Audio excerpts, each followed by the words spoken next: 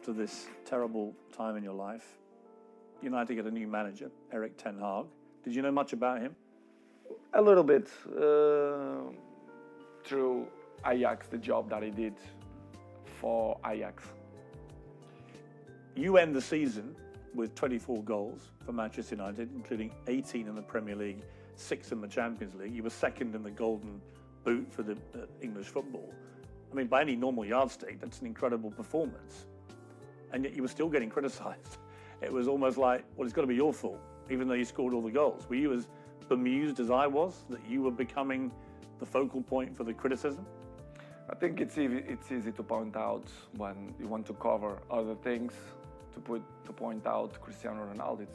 It's easy. Everyone knows that press, they wanna put me in the first page because they know they will sell more, the interesting will be different.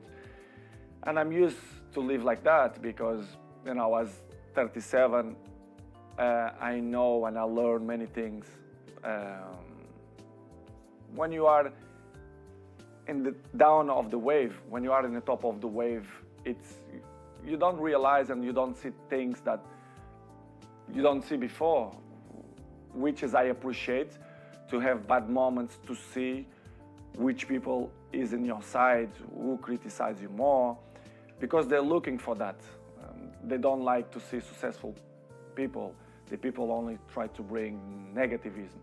And I felt the last 4 or 5 months that not only for me, but even for my family as well, for Georgina, especially around the world, the press criticized me even more. Sometimes I don't understand why. Even Portuguese press, that they criticize me a lot. I don't understand, but I still believe that the jealousy is part of that.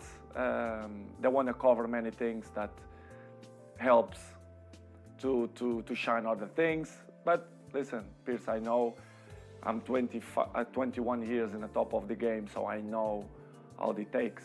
So for me, it's not a problem. It's hard when you are a little bit down to listen to this criticism. Do you read it all? Do you read newspapers? Do you read social media? A good thing that I have, I don't like to read because I know 90% of the times they lie. They are garbage. The press, they are garbage.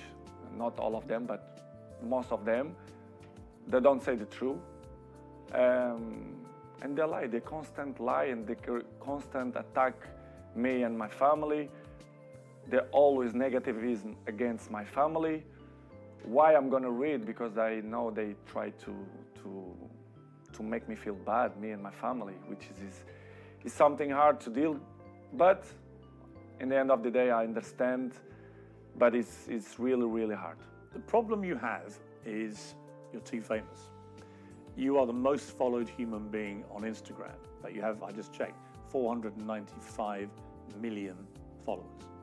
I have just under 2 million on Instagram. 8 million on Twitter, so I'm catching you on Twitter slowly, but 400, you're nearly at 500 million followers on Instagram. I mean, that's insane. You're bigger than all the Kardashians put together. It's good. It's good. I feel proud for that. It means a lot for me because it means that people like me too. I'm charismatic. I think why I'm the number one. Sometimes I ask that question to myself. Why me and not another one? Why do you think it is? To be honest, not just only because I play good football, because everyone knows, but I think the rest is relevant. You have to be charismatic. People have to feel some connection with you. I think to be good looking helps too. I have the same problem. Yeah, I feel the same way. To be honest, Piers, I don't know the real reason, but I think I'm charismatic and I'm a appetitive fruit. I don't know if we... A what?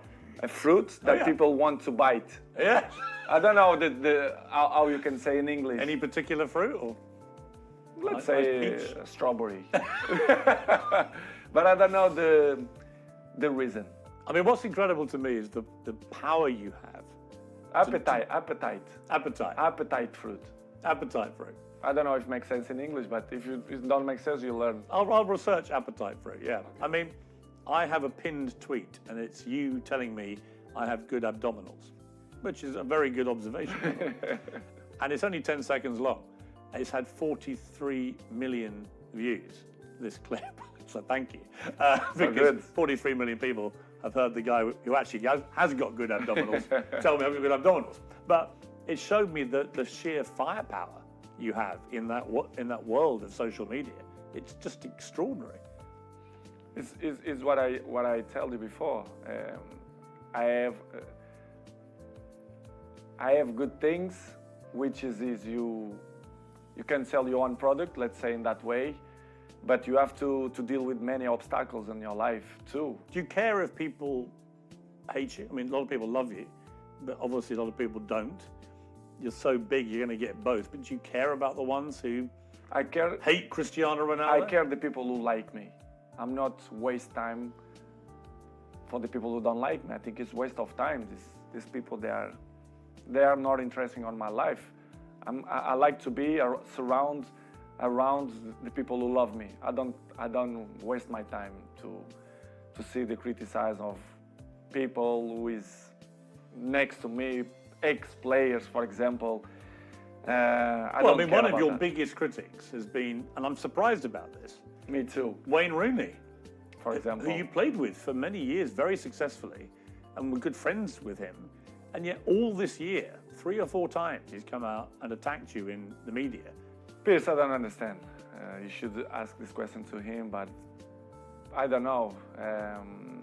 I don't know why he criticized me so bad, or I don't believe that he's jealous of me. He says your behavior is unacceptable, United should sell you, blah, blah, blah, blah, blah. I mean, it's Wayne Rooney. It surprised me. It was 1 year ago or 6 months ago here in my house. He pick up his kids here and invite Cristiano to go to his house to play football. I really don't understand people like that, or if they wanna be in the cover of the paper, of the news, or they want a new jobs or whatever. Is it jealousy as well, perhaps, that you're still playing and still in the Man United? Probably, because he finished his career with 30s, so I'm still playing high level.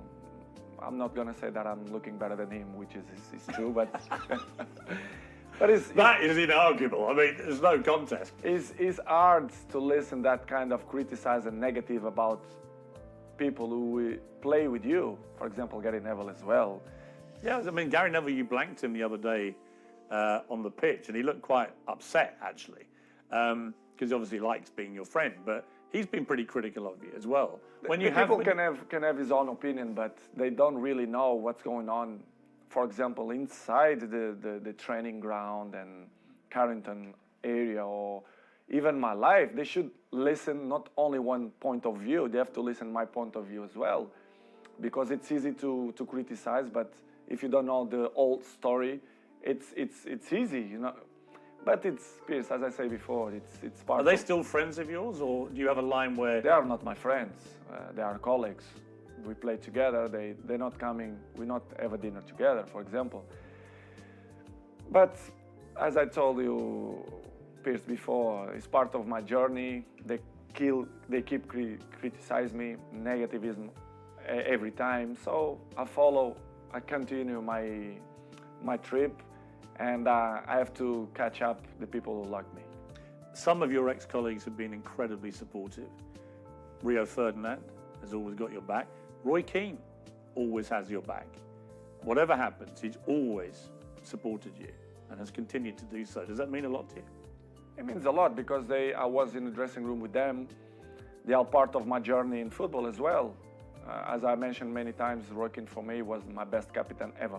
Rio Ferdinand helped me a lot. He was my neighbor, I was his neighbor. So very, very good guys. Not just because they speak good about me, but they was there in the dressing room. They are football players. They know how players thinking and the behaves, etc.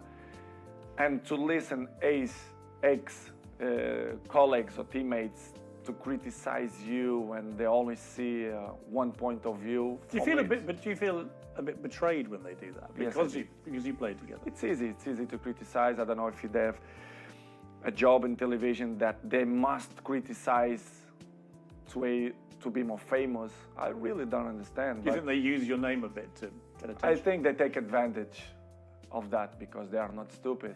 And I really understand, and I have to carry on with my life with criticize or when the people speak good about you. But it's hard when you see people who was in the dressing room with you criticize you in that way. It must hurt It's you. not good. Yeah. Yes, I did, but not hurt. I'm not gonna be more slim. I'm not gonna sleep bad because of the criticize. But it's not good to listen that. Disappointing. A little bit, yes, disappointing.